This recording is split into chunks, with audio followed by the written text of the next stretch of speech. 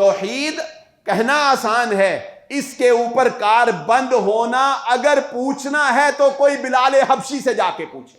تو اللہ کی قسم بلال حبشی رضی اللہ تعالیٰ عنہ کی داستان تمہیں سناؤں، امیہ بن خلف کی اس غلامی میں روشنی کی کوئی کرن اس مرد درویش کو نظر نہیں آتی تھی۔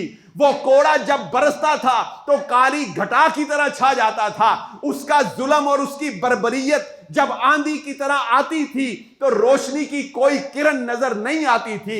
اس بلال حبشی کو جب مکے کی صحرا میں تپتی ریت کے اوپر لٹایا جاتا تھا، جب کوئلوں کی گرمائش اور آگ کو بلال کی چربی سے پگھلنے والے تیل سے بجھایا جاتا تھا، تو اللہ کی قسم اس بلال کی صدائیں آسمان کو چیرتی ہوئی رب کے عرش تک پہنچتی تھی، اور وہ کہتا تھا کہ میرا اللہ ایک، اللہ احد، اللہ احد۔ یہ جان جا سکتی ہے بلال اللہ کے ساتھ شرک نہیں کر سکتا۔